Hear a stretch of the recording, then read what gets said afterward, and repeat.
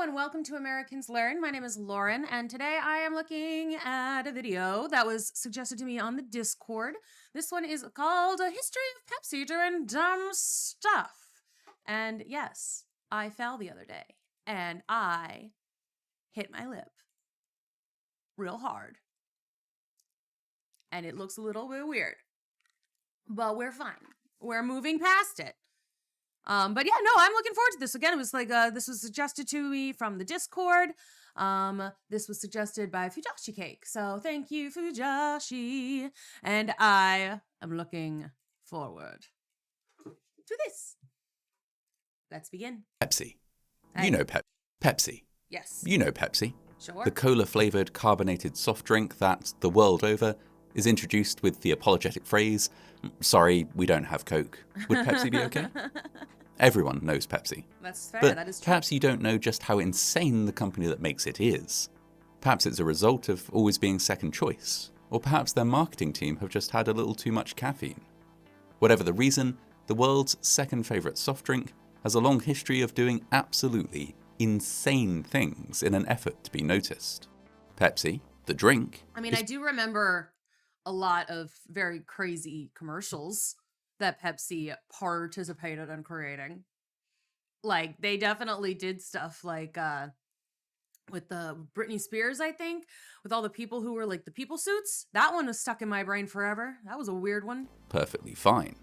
But Pepsi, the company, is, I'm convinced, not okay. Okay, let's go. Let's start with the time when Pepsi purchased 17 decommissioned submarines and a warship from the USSR. I'm sorry, what? That might seem like an odd sentence, but I'm not even putting a spin on it to make it sound weird. That's where we're starting? exactly what happened. It started, like a lot of bad ideas, in the 1970s, when Pepsi scored a massive win on the global market. After some tense negotiations with the Soviet Union, they secured the right to market their product there. The exclusive right, in fact, meaning that their arch nemesis Coca-Cola wouldn't be granted the same privilege. For once, they stood a chance of being the actual how'd they get uncontested there? favourite in an entire territory. Actually, I would be kind of curious to know how they won that. How Pepsi was like, how they spun that in a way that they actually got in and Coke couldn't. And they had a decent shot at it too. The Soviets loved Pepsi. Oh. Here's Nikita Khrushchev enjoying a cup of it in 1972. It says. Or at least, Uh-oh. I assume he's enjoying it. The man doesn't smile much, whatever he's up to. Everyone looks like Anywho. they're super intent on like, is he gonna like it? Is he gonna like it? Pepsi got exclusive rights to the USSR, and it did well. Sales were in the billions, and it was first choice for the majority of Soviet citizens. There was just one problem: payment. At the time, much of the Soviet Union depended on the ruble, and the ruble was, safe to say, not very reliable. The value fluctuated I like that more wildly, than I should and so have. taking payment in rubles was a risky prospect. Pepsi needed something a bit more strong and stable. And what's stronger than the ruble? Russian vodka, of course. Of course. Pepsi would ship in tons of their syrup, and in exchange would receive tons of Stolichnaya vodka. Knowing Pepsi, Nice. they probably drank a fair few bottles, and then sold whatever was left to the American market, making a huge and steady profit. This was all Okay, well and so good Pepsi's selling until Stoli. history clanked along and the USSR got involved in an unpopular war in Afghanistan. Suddenly, Russian booze wasn't really in fashion anymore. Pepsi couldn't sell the stuff, but the Soviets still wanted their syrup. An alternative means of payment would have to be found. So, Pepsi executives and Soviet leaders put their Interesting heads that together Pepsi for and came vodka up is with the most crazy. insane business deal of all time. The USSR would sell Pepsi a fleet of warships at a knockdown price.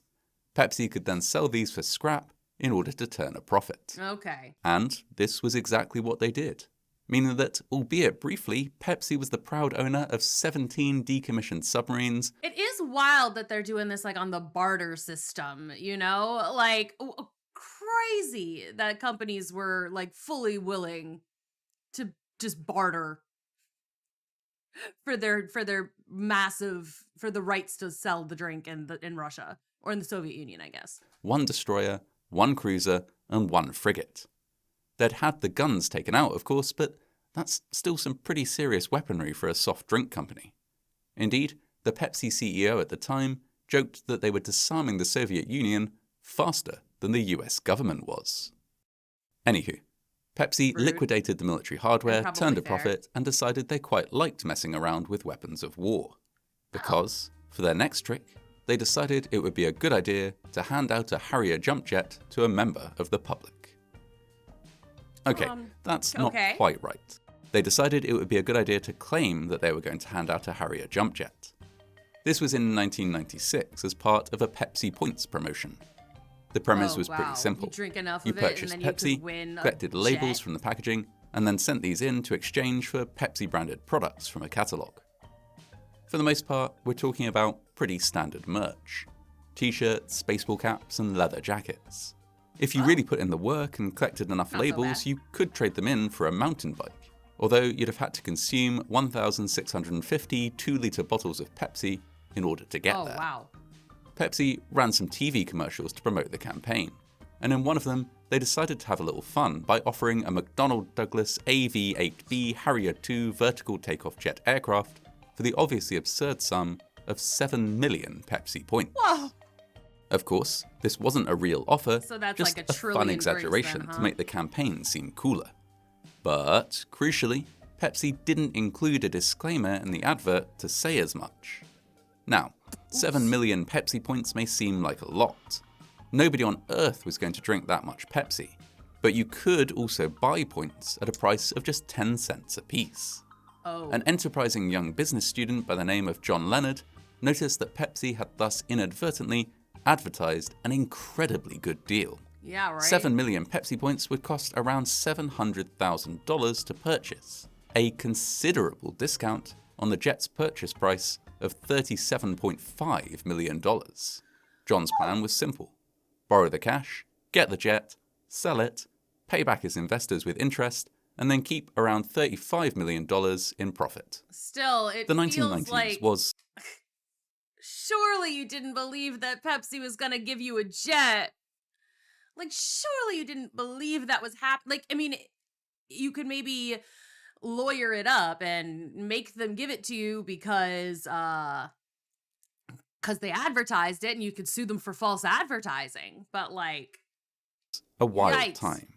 Huh, The early for at internet, least. pagers, Tamagotchis, disposable cameras, the Macarena. It is, perhaps, a mark of just how wild the 1990s were that John was easily able to find 5 people to lend him a combined total of $700,000 to Wow, buy just a 5 non-existent people? jump jet from a soft drinks company. That's crazy. But he did. Financial backers in hand, he mailed off a check and tried to claim. Initially, Pepsi laughed in his face and told him the jet was just a fanciful invention for the advert. John laughed right back and sued them. Yes, please. And for a while, he really thought he might win.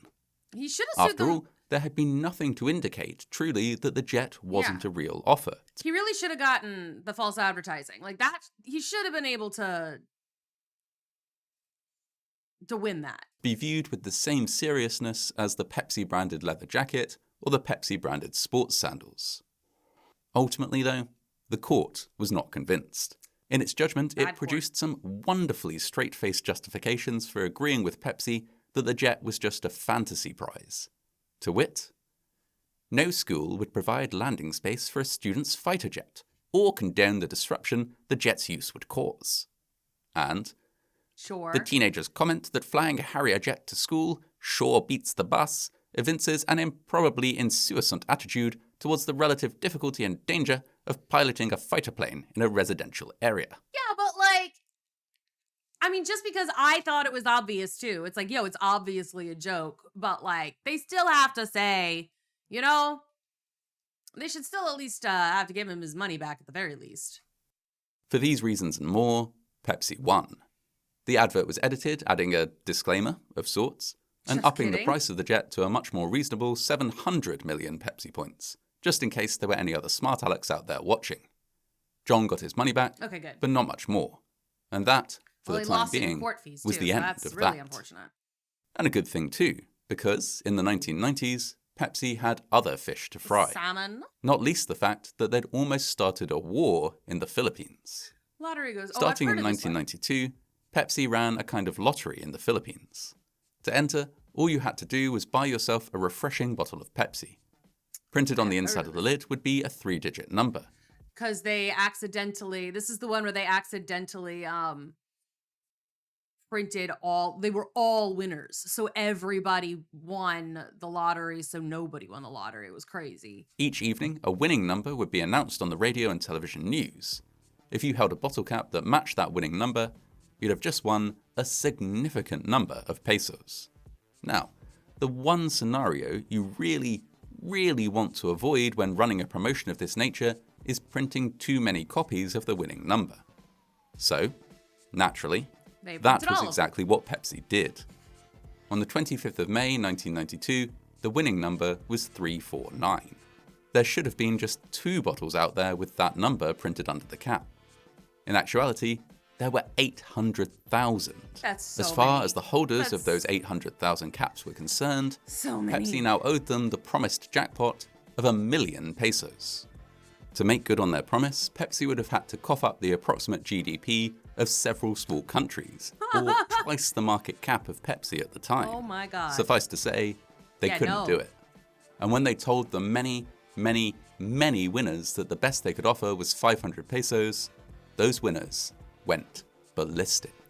There were riots, Pepsi trucks were overturned, rallies were held outside Pepsi facilities and government buildings, and people flung explosives at trucks and into warehouses. That one's unfortunate because it seems like they did try, you know? It's like, it was a mistake. They did make an effort. 5 people were killed, and 22,000 people launched collective legal action against Pepsi. Dang. The country was so united in hatred for Pepsi that Pepsi was awarded an Ig Nobel Prize for uniting warring factions against a common cause. Wow. As trading years go, it was not one of their best. No, imagine that. Eventually, in the years that followed, the legal action was settled. Some plaintiffs were awarded an amount equivalent to around $500, but nobody got the jackpot they were promised. And Pepsi, having basically learned nothing at all from the whole debacle, ran a similar numbers promotion in Poland a few years later. Yep, Great. They did it again. Did they Although mess they it up were again? extremely careful about the numbers this time, and as a result, didn't see any riots or overturned trucks or baying mobs out for blood. Pepsi are nothing if not persistent, and they don't like to let go of an idea. Oh, right. There was a Kylie Jenner Pepsi ad, too, that was really weird and, really tone deaf. I remember that one, too. Suddenly I'm remembering, weird tone deaf Pepsi ads. Be it good or bad, once they've had it. Of course, they do innovate every now and then. I've heard of this one, In too. 2008, for example, they redesigned their logo, and in the process, a design document was leaked. If you're not convinced so far about the utter insanity of Pepsi, one look at this design document ought to do it. It's 27 pages of almost complete nonsense, starting from the relative sanity of basic design principles and expanding until it's talking about the gravitational pull of the Pepsi logo and comparing it to the expansion of the universe. Okay. Some people have speculated that this ridiculous document is a hoax, that Pepsi is aware of its reputation for erratic behavior and is playing up to it. Others point out that it's a design document from an external company who need to justify the amount Pepsi is paying them by sounding extremely smart before presenting Pepsi with the same coloured circle they've been using for years. Just whatever on the the reason, side. it's a window into something. Into what it must be like working at Pepsi, a company that accepts rusting Soviet warships in place of vodka when selling to the USSR. A company that had to fight not to give away a Harrier jump jet. A company that started riots in the Philippines. And this isn't even a complete rundown of all the utterly insane things that Pepsi has done. I get the sense that Pepsi is not okay. That the people working there are not okay. That after spending long enough in that environment, it's impossible to tell what's serious and what's not, what's real. Well, if that document's real, even if it is from an exterior source, that's still kind of nuts. And what isn't. Pepsi is a company so thoroughly absurd that it's kind of no wonder they've produced some of the most surreal marketing campaigns in history over the years. Long story short, keep an eye on Pepsi. It's been a few years since they did anything absolutely bonkers, and they're basically due for a jaunt into madness any day now. While we wait to see what they do next, I'll be playing it safe and enjoying a nice, refreshing glass of Dr. Pepper. Yuck. I hate Dr. Pepper. Dr. Pepper is like one of my least favorite sodas.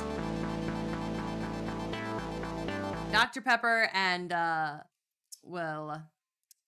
Pepper and root beer are two of my very least favorite sodas of all time. I just think they're both pretty gross. Anyway, that was interesting. That was interesting. Thanks, Fujashi, once again for suggesting it to me. I'm glad that I saw it on the Discord. It's been a while since I did a Discord suggestion, and I hope that y'all enjoyed this. So thanks again, and I will see you all in the next video. Bye.